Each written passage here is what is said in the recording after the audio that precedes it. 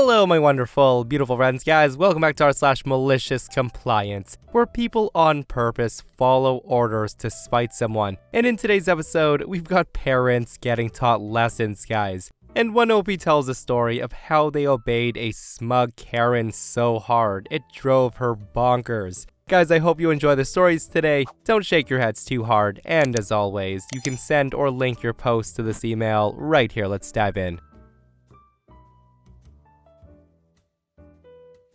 So a few years back, my dad lays down a hard rule. He says you are not to get involved in your mom's Facebook stuff. Now, at the time, I had gotten into one of those arguments with my mom over some absolutely ridiculous racist nonsense she posted online. My mom in real life was a lovely woman. She was sweet, charming, all of that. But on Facebook, oh man, Facebook brings out the absolute worst in her. Somewhere along the line, she got lost in her echo chamber of bad ideas, and it was like watching a slow motion train wreck. I tried to get her out of it, but my dad made it very clear. Hands off. Do not get involved in your mom's Facebook stuff ever again. So that said, fast forward to when this happened. There was a protest happening in my city, organized on Facebook by the absolute bottom of the barrel of society. I'm talking the type of people who think they're making a difference in the world by blocking traffic, refusing to move, while actively making everyone else's life miserable. And my parents decided to join in. Yeah, my parents. So they show up at this illegal protest and authorities tell everyone to disperse. It was pretty simple, but did they? No. My parents stay, but not only do they stay, my parents, along with some others, cause a scene and they all get arrested. On top of that, they don't have any identification. So now, not only are they in trouble, but they're stuck at the police station. So that's when my dad calls me, the first call of the day. I pick up and he's like, "Hey, can you come over, grab our IDs, and bring them to the police station?" Hearing him say that, I pause, and I think this is probably about the Facebook event. So of course, I ask if they went, and he confirms. That's when I smile, lean back, let out a dramatic sigh, and I say, "Well, I'd better not get involved then. Remember what you said, Dad." I then hang up the phone, and oh boy, 17 more calls from him. 17. I ignore every single one. I don't answer, don't text, nothing, because rules are rules. And my dad said I'm not to get involved in my mom's Facebook stuff. So technically, this fits that category totally. Later, apparently my aunt decides that she's the hero and she goes to pick them up herself. Chaos ensues and everyone in the family's furious with me, calling me a traitor, a monster, the works. Except Grandma. Grandma calls me and says, "I miss you, dear." And I couldn't stop grinning, like I sat there with the widest grin on my face. Gotta love the fact that Grandma calls saying, "I miss you, dear," instead of giving them crap, right? Like, what a wholesome grandma thing to do. Also, can't really blame OP for doing what they did. Dad's orders. I just want to know if the parents ever forgave OP for not coming to the rescue that day. But yeah, what a funny role reversal, right? Like when kids are young, parents try to keep them from following the wrong crowd, and when the parents get old, sometimes it feels like the kids have to step in. But you know what they say, guys, play dumb games, win dumb prizes. Hopefully, the parents learned a lesson. So this story goes back to when I was about 14 or 15 years old. I had this moment with my dad that I still laugh about today, mostly because it's one of those rare times that I got to outsmart my dad without even trying to be clever, at least not too obviously. I was telling him a story, just rambling about something that happened at school. You know, the usual teenage stuff. I'm halfway through the story, getting to the juicy part, when suddenly my dad interrupts me. He says, dead serious, "Keep talking, I'm listening very carefully." And then, without another word, he gets up, walks out the door, and closes it behind him. At the time, I didn't know it, but this was a classic dad joke for him. The guy thought it was the pinnacle of wit. Apparently, he had done this exact same thing with my mom more times than she can recount, and she absolutely hated it. She never found it funny. Me, I laughed, kind of. I mean, I got the joke, but also, it was rude. Like, I'm talking to you, and you get up and leave, and make me feel like I'm talking to a brick wall. Still, I made a mental note. I knew a chance to teach my dad a lesson about listening and about the consequences of his own jokes would present itself sooner or later. And of course, life delivers. Because a couple of hours later, he comes up to me and he says, very casually, "Hey, can you do the dishes?" Now here's where my little malicious compliance came in. I look him straight in the eye and I say, "Dad, you know I can't." He frowns and he says, "What do you mean you can't? Why can't you do the dishes?" At this, I smile, a little too innocently. I say, "I told you earlier." He blinks at me confused and he says, "No you didn't." "Yes I did," I say, trying to keep a straight face. "You know this. Remember when I was talking to you and you got up and you left the room and you told me to keep talking? Well, I did keep talking. You told me you were listening very carefully." It takes him a moment, and you can see the gears turning in his head as he realizes what I'm doing. He then says slowly, "Oh, right, well, could you remind me?" And this is where I go, "No way, I'm not repeating myself.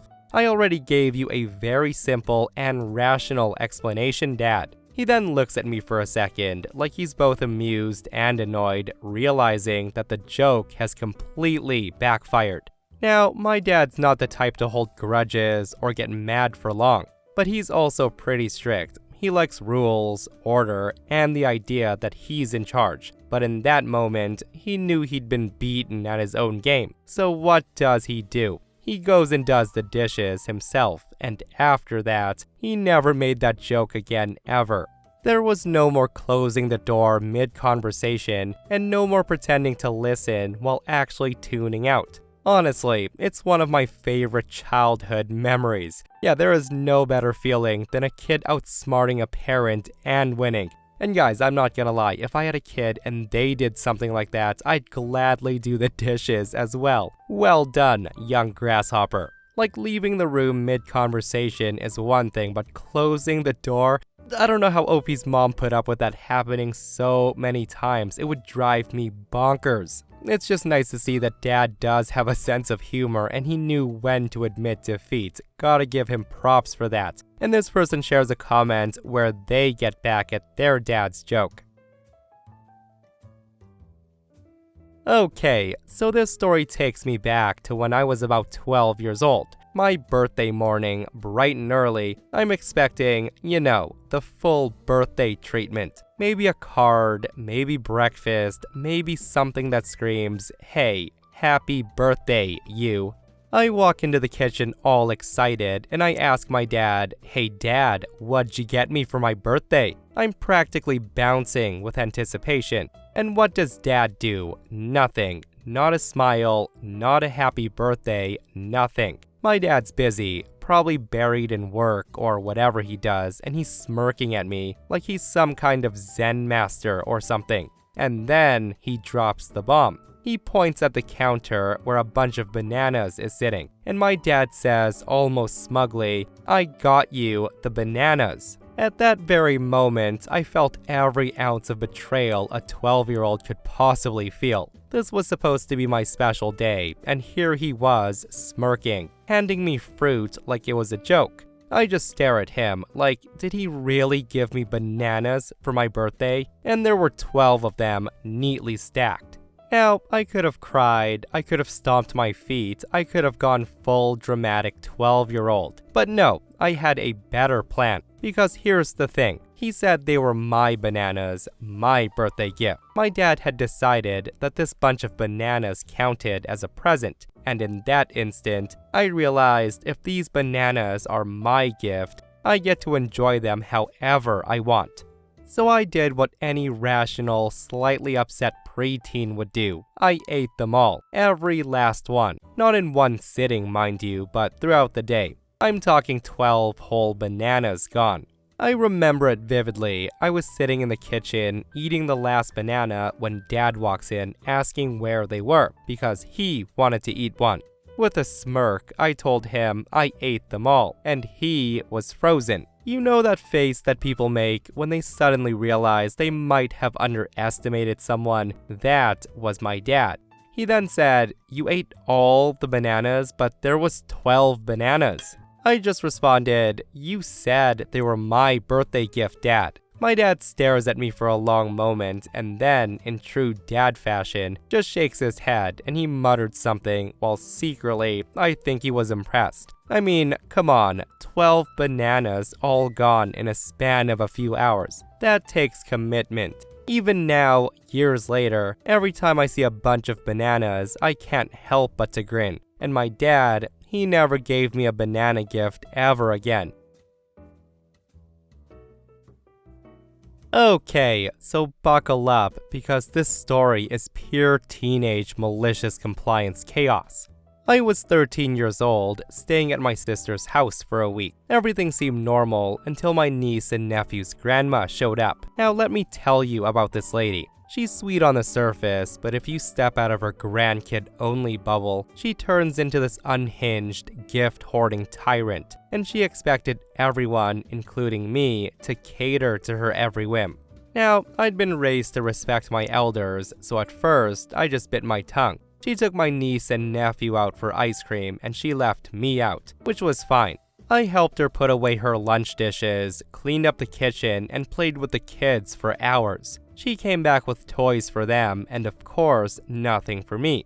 I just told myself, don't expect anything. You're not entitled to anything. And then came the park fiasco. The kids were talking about going to the park the next day, and that's when I pipe up and I say I like swings. My sister, trying to be fair, asked the grandma if I could come too. And without missing a beat, Grandma says, "Oh, of course not. She's not my family." Cue a knife twist to the heart moment, and yes, it did hurt. But it also lit a fire in 13-year-old me. I thought to myself, if you're going to exclude me, we're gonna have some fun. The next morning, things escalated. The grandma comes in, buzzing with her usual energy, and she asked me to put 2 sugars in her coffee. I hadn't even been asked to make her coffee before, and this was audacious. I smiled sweetly, all innocent, and said nothing. I poured my brother-in-law's coffee instead and added his sugar and handed it to him, ignoring her entirely.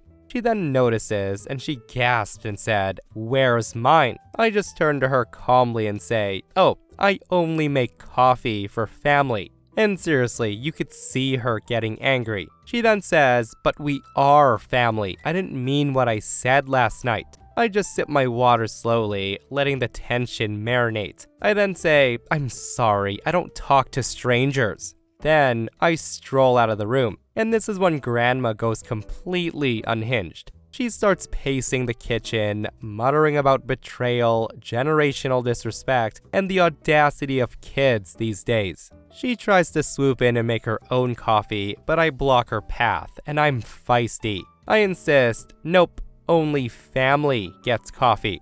By mid-morning, she's escalating. She starts loudly exclaiming to anyone who will listen, "She's not my family. Can you believe this? Not my family. How dare she?" My brother-in-law's dying of laughter, and my sister's hiding in the living room trying not to laugh. Meanwhile, I'm just sitting at the kitchen table, perfectly calm, sipping my water, just watching the meltdown unfold.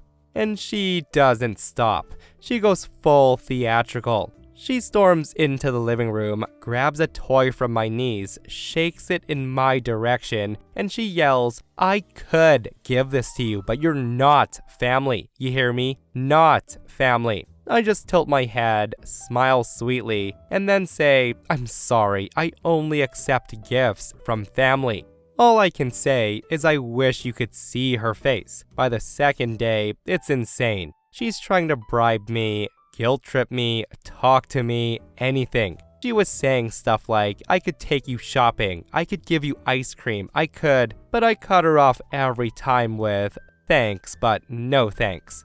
She even starts whispering into my sister's ear saying, "She's impossible, impossible. Why is she ignoring me? She's not talking to me."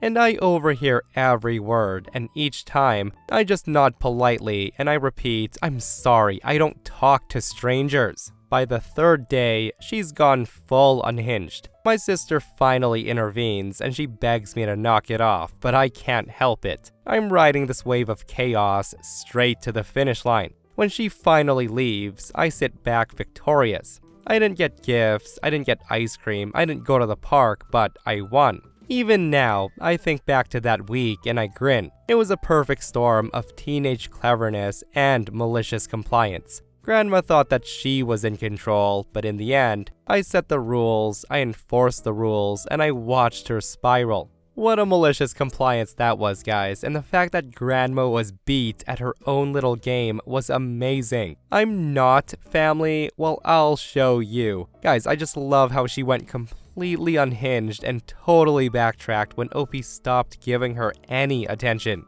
Like, you could see that she was trying so hard to win OP over the last few days, and clearly that's narcissistic behavior. They like to feel like they're above others, control everything, and as soon as somebody doesn't act like how they expect them to act, they go nutso. Like, I can only guess what kind of mother-in-law she is to OP's sister. Like, if she treats OP like that, a 13-year-old girl who's not family, she'd probably go psycho mother-in-law on the sister.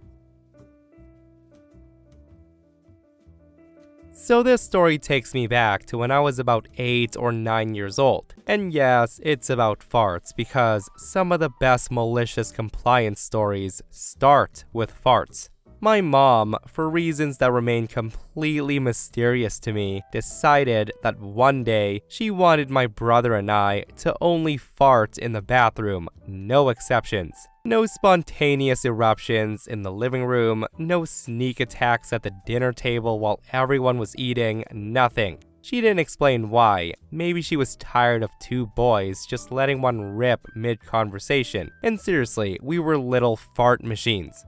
Now, I don't know if you've ever met an 8-year-old who finds farts hilarious, but I had reached peak fascination. Farts were in my mind the funniest things on earth. And the idea that I could weaponize them in secret was pure comedic gold. So when my mom dropped the rule on us, I knew immediately I was gonna comply, but only in the most literal sense possible. We lived in a single-family home with only one bathroom, and this was, in hindsight, the perfect stage for my tiny, mischievous plot. From that day forward, if I had to fart at home, I would hold it in. Anything that came up, I would clamp down. I was practicing discipline, yes, but I was also building a reservoir of comedic ammunition. And then I waited and I waited. I waited for the perfect moment. The bathroom had to be in use. My mom had to be sitting on the toilet, and only then would my plan spring into action.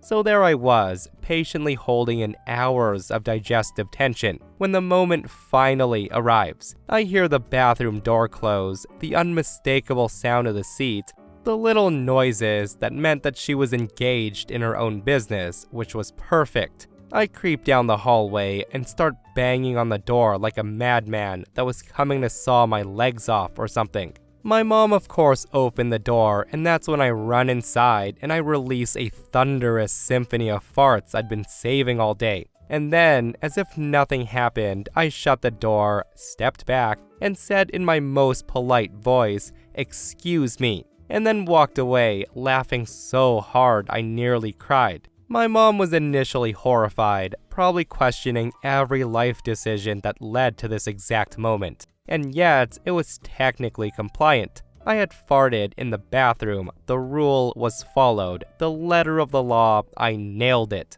And this became a little ritual. Every day, I timed my digestive explosions to coincide with my mom's bathroom visits. My brother, meanwhile, got in on the action once he realized the hilarity of it all. Together, we became masters of fart timing, turning the bathroom into a stage and driving our mom crazy. Every single day, she would walk into the bathroom, and my brother and I would run to the bathroom, bang on the door, and as it opened, we'd run inside, and then bam, a perfect series of musical notes would announce my compliance in the most dramatic, theatrical way possible. Of course, after a few days, the novelty wore off on her. She scrapped the only fart in the bathroom rule entirely, but by that point, I had perfected my timing, my technique, and delivery. And honestly, I don't think I ever laughed so hard at being so clever. This was my first real taste of malicious compliance, and I had no idea it was malicious compliance back then. I just followed the rules and I thought it was funny. So yeah, that's the story of how a simple rule about bathroom etiquette turned into a multi-day fart extravaganza. Now I do realize it's childish, but it's also one of my favorite memories. And honestly, my mom remembers it, as my brother and I do bring it up sometimes, and one day, I hope she laughs instead of rolling her eyes at us. Listen, growing up with brothers, this is something we would have done too. Like, I swear kids all do the same things, don't they? Like, only the mind of a child would be so brilliant as to butt bomb their parents while in the bathroom. So this happened a few years ago when I was working at a preschool with 3-year-olds, which, if you've ever been around that age group, you know it's basically organized chaos with finger paint. Now at the school, a lot of teachers also had their own kids enrolled there. Which makes sense. We got a nice discount, and most of them were totally fine with their child's teacher correcting or redirecting behavior. I mean, we are teachers, we get it. But then there was her. Let's call her the entitled admin. This woman worked in the front office, and she was one of those people who lives to micromanage. She would call the classroom in the middle of a lesson just to remind us to take pictures of the kids. Something we literally did every single day. And of course, her own kid was in my class. Let's call him Tiny Monster. Now, to be fair, he wasn't awful all the time. But when the kid acted out, he could turn a calm classroom into a scene straight out of a Pixar meltdown. My coworker and I could handle him though, no problem, but his mom, oh no, she wanted special treatment. She kept insisting that we call her every single time her son misbehaved, which is not something we do. We don't call parents for every little thing. Like, imagine trying to teach a class while on the phone all day tattling on toddlers. But she wouldn't let it go. One day, she even snapped at us saying, "He never gets prizes. If you just call me when he acts up, he would behave better." So I looked at my coworker and she looked completely done. And that's when a light bulb goes off. Cue the malicious compliance. From that moment on, every single time the little monster did anything even slightly off, I picked up the phone. If he got up during circle time, I would call. If he talked back, I would call. If he screamed, I would call. If he told another kid they were stupid, I would call. If he went to the bathroom for the 4th time in 10 minutes, I would call. And if he didn't cover his mouth while sneezing, you bet I called. And I didn't even exaggerate, I just followed her request exactly. The first day, she actually came down to the classroom after almost every call, trying to check in or handle it. By the second day, she would stop showing up and she just sounded exhausted on the phone. She would say something like, "Thanks for telling me." By day number 3, another admin came to talk to us, wondering why the front office was getting bombarded with phone calls about the same kid. So we explained what happened, how the entitled admin demanded it, and this other admin just laughed. She said, "That's absolutely ridiculous," and then promised to deal with it. And she did. The calls eventually stopped, and we never had to update mom again. So let me paint you a picture. My grandfather, rest his soul, is the most stubborn person I've ever met. My grandmother and he are devout Roman Catholics, very much from the era of what the man of the house says goes, no matter what that may be. It was to the point that I'd never seen her argue with him except 2 times in my entire life, which is the time I'll be referencing and a time he called me straight up ugly for black fingernail polish. He did apologize for that, but my grandma tore him up beforehand. The tongue lashing was nothing compared to this time in question. So with that said, my grandfather, being old-fashioned, was big on the you eat what you're given and you don't leave until your plate is clean mentality. Now, I was under 6 in this story, but I remember it so clearly, mostly because my grandma still gets angry about it and she brings it up regularly. It was one of those times I was staying with them without my parents, largely due to my parents divorcing. Meaning, it was Grandpa's first time making my plate. The plate I was served was huge. I mean, thinking back, the plate he served me matched theirs, and that's huge compared to someone as young and tiny as I was. It was dinner time, and Grandpa would not budge in his ways. I was crying, he was angry, and all because I was so full I couldn't eat anymore. My grandpa yelled and berated me as a child that I was gonna finish my plate and I would not leave the table until I did. I just thought, okay, so I don't leave the table. He sits there expecting me to fold, but the problem is, I've always been just as stubborn as he is, if not more. My bedtime was supposed to be around 8 p.m. because it was summer. So I sat at the table, growing more and more irate, all the while I don't eat. I don't leave the table, I just follow his instructions. Grandpa finally gives in around 4 in the morning, per my grandmother, and he lets me leave. On one stipulation, of course. Only if Grandma serves my now 10-hour-old plate for tomorrow. I didn't finish it, so now I would eat nothing else until that plate was finished. Whatever, Grandma does that and she happily takes me to bed at last. I think I slept basically until lunch. True to his word, when I woke up, he served me the plate. And true to my resolve, I ate nothing. Cut to the chase. This went on between us so long that my grandma, a pillar of patience and everything that's good, frickin' loses it. By the time she does, mold has grown on this plate. I hadn't eaten in actual days. You can imagine how my temperament had deteriorated. You can imagine how far my grandfather and I had pushed my grandma. And you can imagine how long this went on. How long it took to crack my grandma at long last. My grandma absolutely lost her lid. She took the plate and she flung it, moldy food and all, across the room, and she screamed at my grandfather. Meanwhile, I was silent, stunned, terrified. Grandpa was the same. I had followed instructions, she tells him. I had told him I couldn't eat that much when he first set the plate in front of me, and he had pushed the issue way too far. She had tried to lightly stop this for days now, but lightly hadn't worked, so she went all out. Eventually, terrified and starving, I full-on sob, and she basically force-feeds me Pop-Tarts and honeycomb cereal, all the while going absolutely berserk on my grandfather, telling him that he's the adult and he shouldn't have pushed it so far just to be right. And the thing is, my grandpa did learn from this. He was from a different time and he changed and adapted as time went on. Apparently, he was also incredibly harsh on my dad as well, but he really was an amazing grandfather and he did realize the error in his ways. He even apologized sometime later. He was a good man, he'd just been raised in a way that normalized this and he honestly didn't know better. He did learn and that's all that matters. What a post that was, guys, and kudos to OP for putting up a fight for so long, right? Like days without food just to prove a point. That said, I feel Grandpa did go way overboard with keeping on with it for as long as he did, and doing it to a 5-year-old. I'm just glad OP didn't hold a grudge against Grandpa, and that Gramps did end up realizing that what he did was wrong. And going through the comments, guys, apparently a lot of people went through the same thing, although not as bad as this. This person says, my parents have a picture of me falling asleep at the dinner table, after telling me I couldn't leave until I finished my food. You took it to the next level though.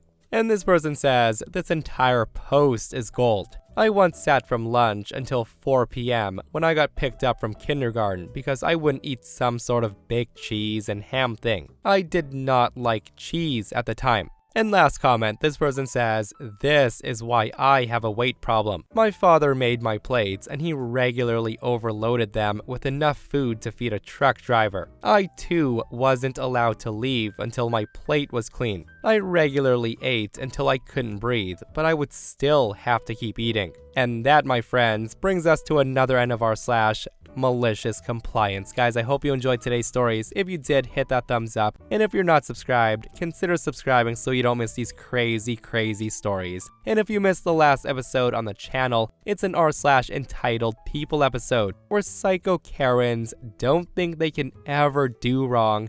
And the stories are just wild. Guys, go check it out if you haven't. And myself and Stevie Boy will see you guys in the next one. We love you.